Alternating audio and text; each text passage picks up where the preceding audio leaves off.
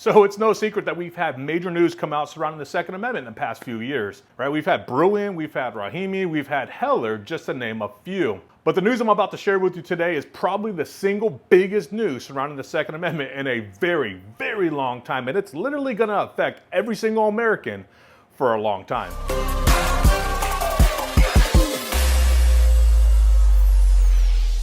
You know, say what you will about President Trump, but one thing is for sure, his second term, he is most definitely governing at a much faster pace than he did during his first term. And he's using his executive powers to make things happen much faster than they would otherwise. And that's exactly what he did here the other day to help protect and strengthen the Second Amendment. By using his executive orders, Trump has laid down the groundwork for the court system to unravel all of these unconstitutional infringements that we have been dealing with over these past few years. So what exactly does this executive order do that he signed? Well, that's a damn good question, because Trump has directed his newly appointed Attorney General, and that's going to be Pam Bondi, by the way, if you don't already know, to literally go through every single federal policy from the last few years and check for anything that might be infringing upon our right to keep and bear arms. That means reviewing gun control regulations from 2021 through 2025.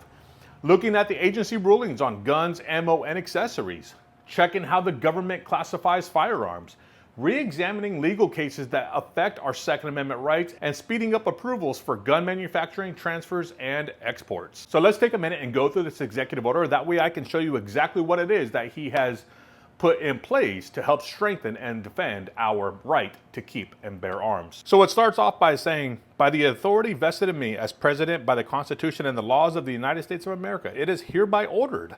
Section 1, purpose.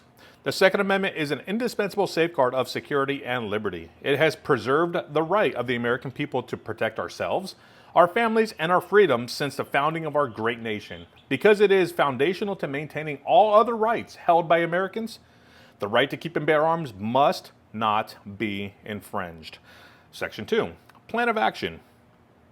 Within 30 days of the date of this order, the Attorney General, like we mentioned, Pam Bondi, shall examine all orders, regulations, guidance plans, international agreements, and other actions of the executive departments and agencies to assess any ongoing infringements of the Second Amendment rights of our citizens and present a proposed plan of action to the President through the Domestic Policy Advisor to protect the Second Amendment rights of all Americans. I like the part about the international agreements because we do have bans on imports from certain countries where we can't receive certain types of freedom sticks. So I like how Trump added the international agreements as part of this executive order. So let's continue.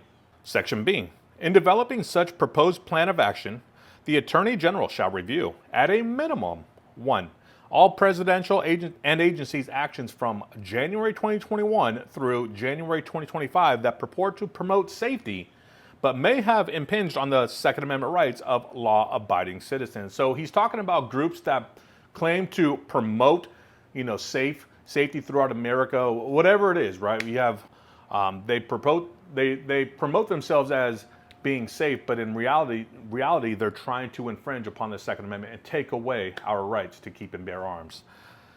Section 2, rules promulgated by the Department of Justice, including by the Bureau of Alcohol, Tobacco, Firearms, and Explosives, otherwise known as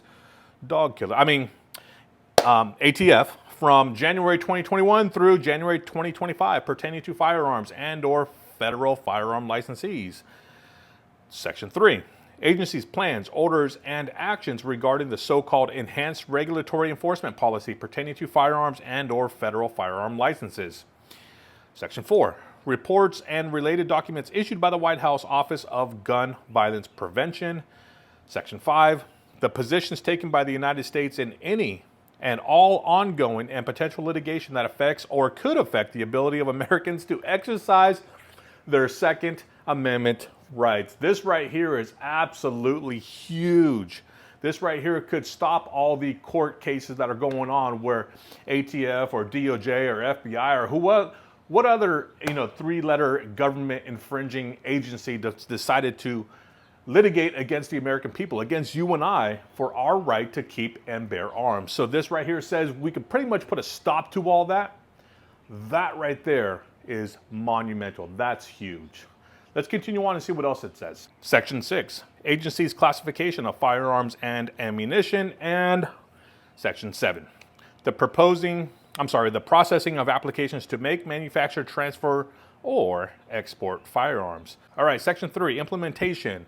Upon submission of the proposed plan of action described in Section 2 of this order, the Attorney General shall work with the Domestic Policy Advisor to finalize the plan of action and establish a process for implementation. Now, obviously, gun rights groups are going to come out in support of what just happened, because you have the NRA. I can't really believe they're still around, but they are. And they recently came out and called this a huge win for law-abiding Americans. And then you have the GOAT of gun rights organizations, also known as GOA. And they came out and said that this is the first step in restoring the Second Amendment rights of all Americans. You know what? They're both right. Absolutely right.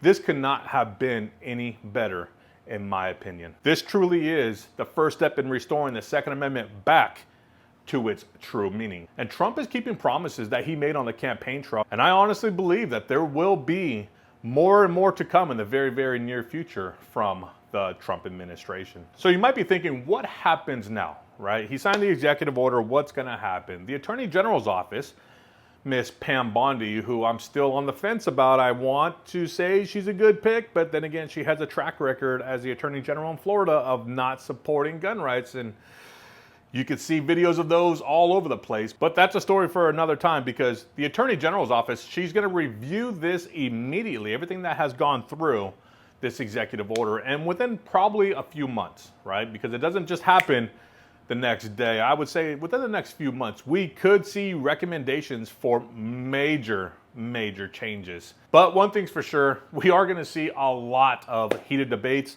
We're most definitely going to see lawsuits challenging this executive order and challenging Trump for anything and everything they could possibly think of. So lawsuits, if they haven't already been filed, you best believe that they're going to be filed either today, tomorrow, or very, very soon. There's going to be a lot of political fireworks going off in the very near future. But hey, now I want to hear from you. What do you think about this executive order? Do you think that this is a win for gun rights, for gun owners?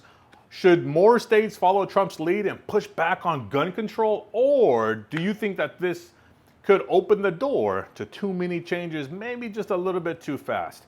Drop your thoughts down in the comments below. Let's keep that conversation going. Hey, listen, I appreciate y'all for supporting me. I appreciate y'all for supporting this channel. I thank you for watching the video up until this point. Thank you for the support. I appreciate every single one of you. And like we end every video, I will see you at the next gun show. Take care, y'all.